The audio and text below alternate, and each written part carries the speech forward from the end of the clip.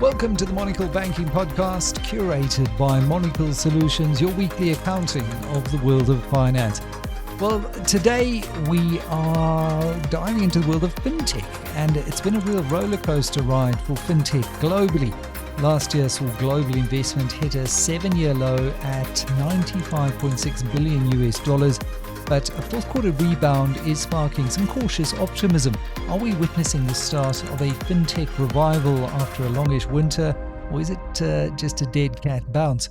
Well, joining me to unpack it all is Auguste Claude-Nguetsop, who's a partner and financial services sector head at KPMG Southern Africa, with decades of experience in financial risk, market analytics and fintech strategy. He's seen it all, from the trading floors of London to the rise of digital banking in Africa. We'll explore why investors hit the brakes on fintech firstly, what sectors are bouncing back, and whether African fintechs are quietly stealing the spotlight. Plus, we'll dig into some AI, crypto, and the next big bets for 25 and beyond. So is fintech's winter finally thawing? Let's find out. Auguste, welcome to the show. Great to have you on the Monocle Banking Podcast. Your career has certainly taken you across some of the world's biggest financial centres, London, Paris, Johannesburg. Before joining KPMG, you spent quite a long time in banking and capital markets. Your focus was on risk management and valuation.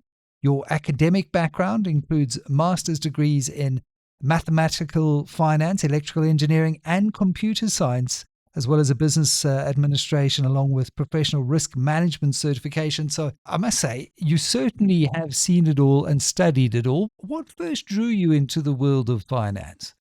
First, I thank you, Michael, for having me on this podcast, and I'm really pleased to be talking to you today. What drove me into the work of finance is really actually when I went to university, my plan was to study computer science. I want to be to work in computer science, electrical engineering. So it was my first degree. And when I was studying, the years when the first browser were invented, Netscape, for those who remember, the time I graduated in 1997, 1998, the Nobel Prize of Finance was awarded to two finance professors. They had discovered a formula to value complex option derivatives financial products. It's known as the Black-Scholes formula.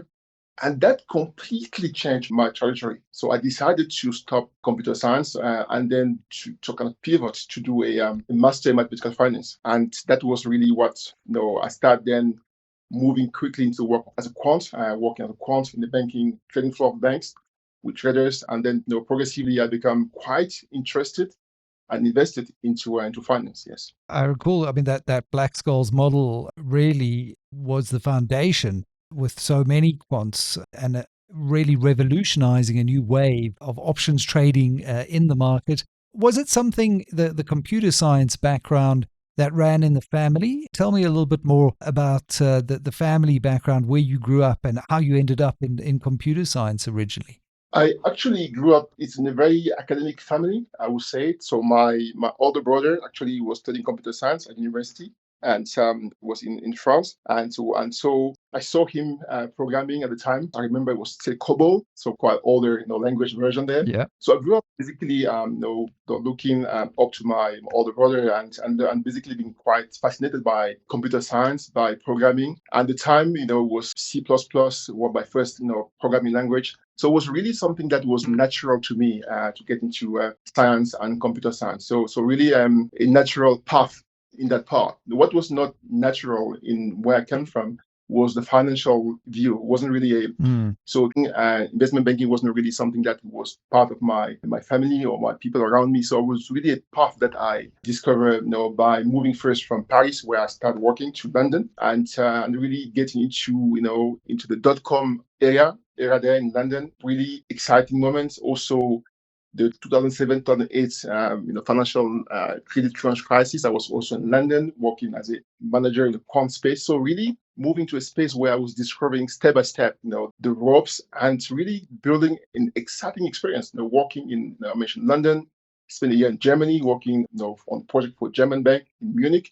So really getting quite exposed to what works, what didn't work, the limitation and the danger of models in finance, hence risk management become important part of my career. So really a journey that took me all those years to really build and know and hopefully been using it to support my clients. You mentioned COBOL. It's so interesting that despite being, what is it, over 60 years old now, COBOL is still so central in many banking systems. Many core banking operation and transactional and record keeping systems still use COBOL. And here you are on a podcast, and we're going to talk about fintech strategy. Why do you think that is? Just before we dive into some of the findings from the recent KPMG Fintech report, that banks are still so heavily reliant on COBOL in a world where everything's moving to the cloud, and we're talking about having to be agile and keep up with AI. And I was in Barcelona last week at Mobile World Conference, and the big theme was agentic AI. Yet here we have the world's global financial system still very reliant on a 60-year-old programming and software language. It's a curiosity. It's it's a puzzle, to be honest, Michael. It's also maybe just a testimony there of the fact that in the banking space, although there are a lot of progress, innovation, there's still a large part of inertia where no one really doesn't want to touch too much that part, that back office part, that old system part, because we're not sure if by touching that we will not basically break something. Right? It's really, if you ask me, yes, it's an enigma, it's a puzzle. I'm also, quite surprised that, in many countries, we're seeing that, for most advanced countries, to least advanced one, you look at the banking, you should have those, mainframe, with COBOL behind. And it's really something that maybe at some stage we will move away from it, but it's still there, it's still strong, and it's interesting, surprising, yes. Yeah, and I know, chatting to Paul Morley at Nedbank a couple of episodes ago, that I think one of the challenges is finding COBOL developers, because many of the COBOL developers are now retiring. So there is a shortage of COBOL programmers. But moving to the fintech investment trends that we're seeing, I think we're at a 7-year low. Is that right? Last year, the KPMG Pulse of Fintech report really does paint a tough picture. Global fintech investments at the 7-year low of just under $100 billion. A really stark contrast from the highs that we saw prior to COVID. If we strip away the headlines and we dig a little deeper, what are the fundamental drivers behind the slowdown in fintech? Because it wasn't that long ago that fintech was the next big thing. Our survey, which is a global survey, by the way, actually covered the world, older part of the world. That trend, we explain it by, we have some short-term explanation, right? So we have the geopolitical tension around the world, basically impacting the appetite for investing just in fintech. The relative high interest rate regime, we still slightly in high interest rate regime part of the world, although it's going down. Election years, last year, for instance, we have election year, which explain, on the short term, the trend. On longer term, over the last 6-7 years, we have slight uptick during the COVID years, where, with quantitative easing, there was a lot of money going to different parts of the world, which basically end up going to the fintech as well. But, if you look at the overall trend, it's saying something. And one explanation that we're seeing is just that the market is maybe less bullish about the fact that the fintech are going to be completely dislodged and replace what we call the legacy players. So before it was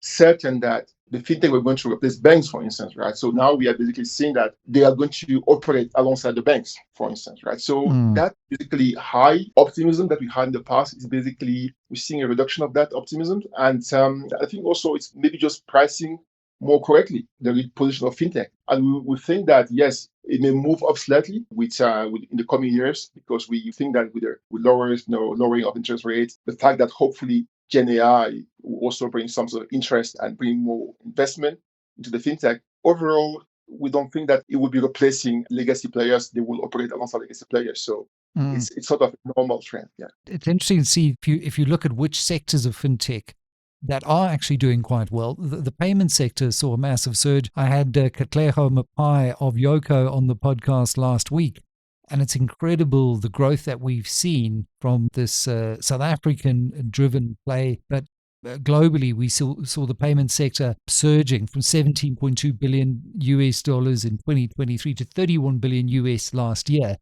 Does this tell us that fintech investors are now prioritizing profitability and scale over more experimental innovation? It's a good point. I think just to come back on the payment part. Yeah, so payment is disproportionately, representing a higher part of where the fintech investment are going into.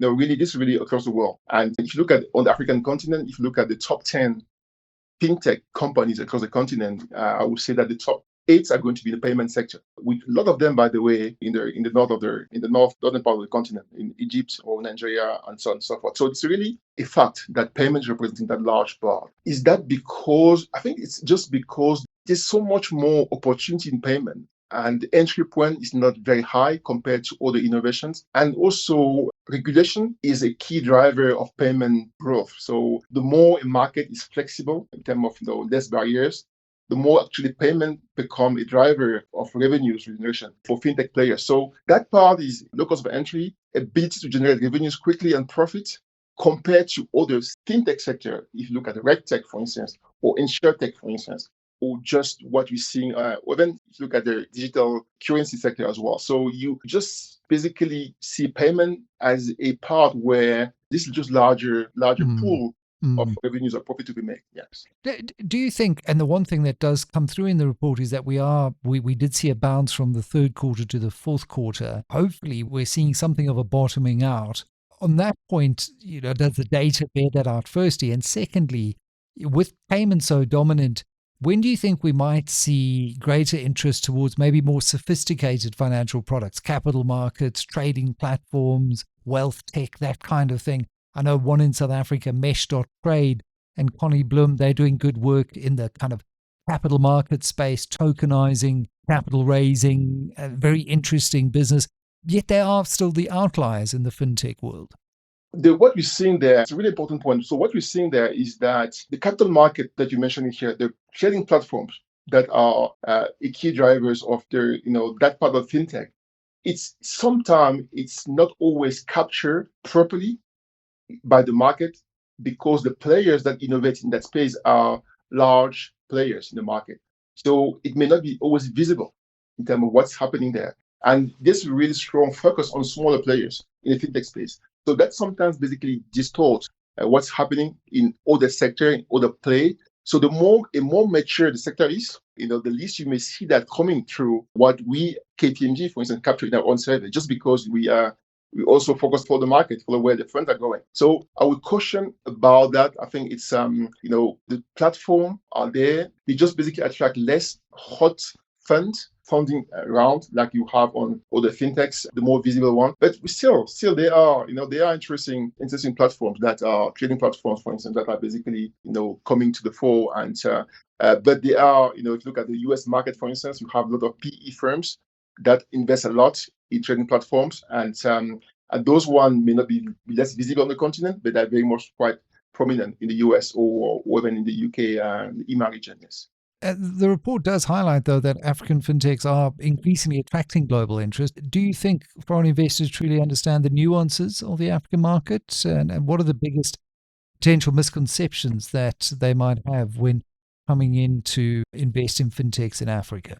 So the first part, we saw recently that Time Bank basically reached more than $1 billion unicorn status. We also had Money Point in Nigeria receiving $100 million investment from Google as well, also reaching unicorn status. So they are increasingly in appetite for African fintech. And also we're seeing, there are news that Revolut may want to get a footing in the SA market directly themselves and not getting a investment. So they are clear interest by global players in getting a foot on the continent. Do they understand the market completely? It's a complex market. It's a difficult one. But I think the view is that the size of the market, the population size, the potential of the market is enough for most of them to actually bet that the investment will give some returns over time. So there's that element of just basically betting that this market will mature more, give more return is enough for most of them to get that investment, and for us to be encouraging them as well, to get further presence, and to basically be there early on so that they can get an upside, when things start moving fast and getting more higher return. And, regulatory hurdles are always an issue. When I chat to fintech founders, in South Africa in particular, there seems to be this very uneasy relationship between the fintechs and the banks. And globally, we've seen regulators stepping in to mandate things like open banking and secure data sharing frameworks. In the UK and Europe, for example, they've got PSD2.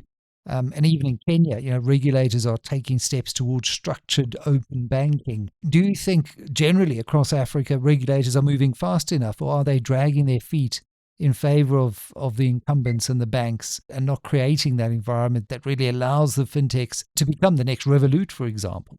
I think there's almost a story where we're seeing. I travel a lot on the continent with KPMG. I mean, I work in Egypt in the north, Morocco, Tanzania, Kenya. So I really go in those markets. And in general, in those markets, what I found is that the fintech space. If you look at, for instance, what happened with telco players, with the fact how telcos become quite prominent in the payment sector, for instance, right, in some of those markets. It was testimony for me of the fact that regulators in those markets were probably a bit more open to let those telco compete more with banks. I think in SA, there's far more regulation. There's really a requirement constant to have a banking entity if you're doing payments, though, to support or to represent you as an entity, for instance.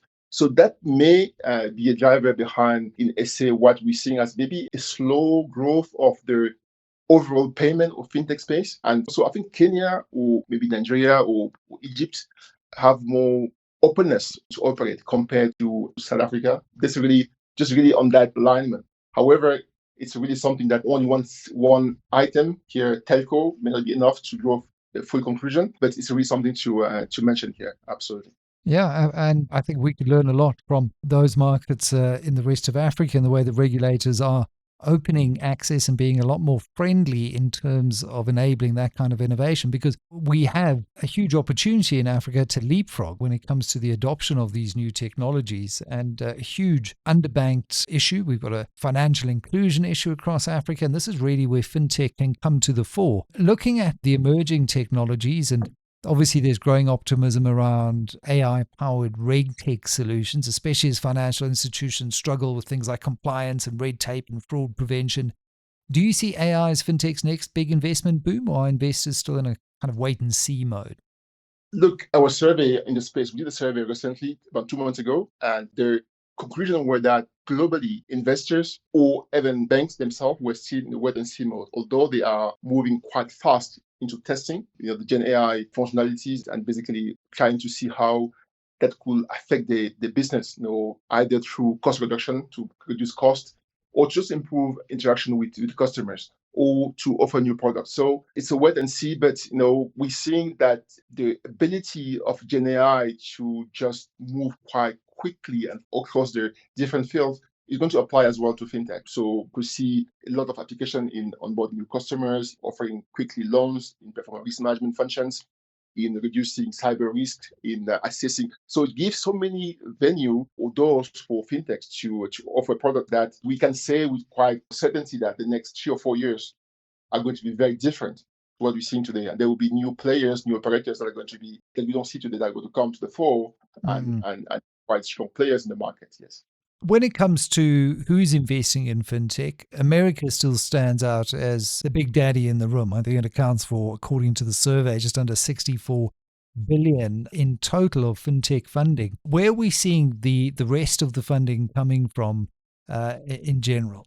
No, we still see after America. I mean, America is 60 billion, but the US alone is 50 billion. So it's quite it's almost more than 80% of the America funding. So we have Europe in second, and then you have Asia. So I think the Europe with a very strong drive, strong investment or strong activities, the UK market. In Asia, it's mostly China and India driving activity in the fintech space. So those trends are going to, in our view, are going to remain almost that sort of size and presence. And so we don't expect to have a massive change in that structure. However, this is really something that we have also to bring to the fore here is really that, as you mentioned, that the Gen AI revolution hasn't been captured in those numbers.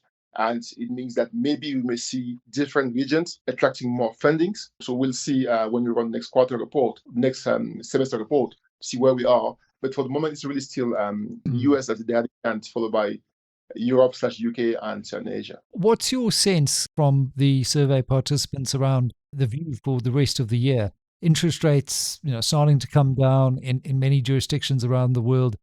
Yes, obviously Donald Trump and the way he's approaching these global trade strategies and other things seems to be quite chaotic, and obviously creates any kind of forecasting challenge, really makes it difficult. What's your sense for the rest of the year? That's a very interesting question.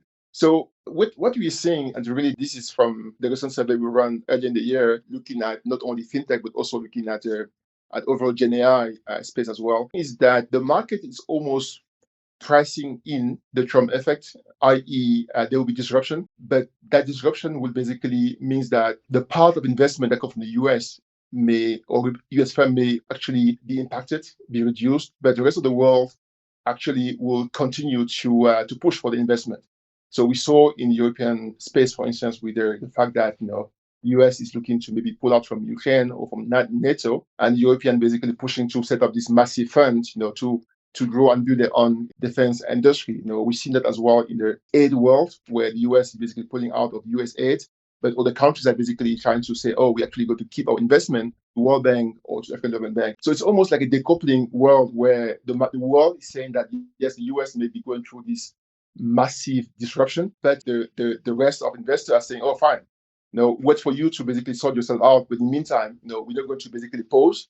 We're going to keep our investment. And that may be also be an incentive to actually get the US to return to the table. So definitely there will be impacts, but those impacts, as I mentioned, are being priced in, and the rest of the world are basically trying to move ahead as possible. That said, though, the fintech investment cycles have lengthened from 15 months in 2022 to quite double, but to 24 months in 2025. That's the longest in a decade. Does that signal a shift towards maybe more sustainable, longer-term patient capital investments in fintech, or does it reflect some difficulty in realizing value? What does that signal, that lengthening in investment cycles?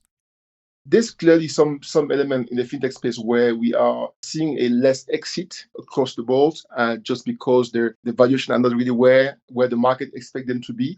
So that also maybe reflects just the fact that there's less activity, just driven by what I mentioned before, different parameters, pushing everyone to be more patient, to wait for the best opportunity to exit, and to keep investment where it is, waiting for the best opportunity to make a transaction or movement. So I won't say that it's basically any longer term trend.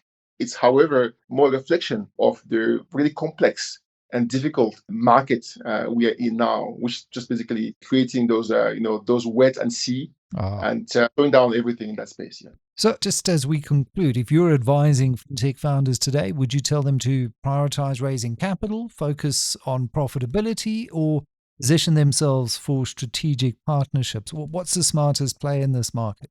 I think for the moment, there's clearly I would say that the first one will be to look at the ecosystem as a player and try to grow and to develop the ecosystem around the companies. So that would definitely be the first advice that we'll give them. So make sure that you operate in a rich ecosystem, grow it, develop it. Secondly, raising funds for the moment may not be the optimal moment to do it, just because it may still cost quite high compared to maybe a few months down the road, where there may be a cheaper way to raise funds if you will have to wait for a lowering of interest rate cycle. But ultimately, clearly is to consolidate your position, is to basically look at better opportunities and to grow the ecosystem. So grow the ecosystem and stabilize your position in your markets. Auguste, I must say it's been a fantastic whirlwind tour through the world of fintech with you. And I hope that if we fast forward 5 years from now, that the fintech investment landscape in Africa will be one where we're talking about several new unicorns every few quarters, because there is certainly an opportunity for that in all kinds of areas and not just the usual suspects of payments and remittance. Well, that's all the time we have for this week on the Monocle Banking Podcast. For those looking to just dig a little deeper into fintech investment trends, be sure to pick up the latest copy of the KPMG Pulse of Fintech report, a must read. Thanks for tuning in, and we'll see you next time right here on the Monocle Banking Podcast.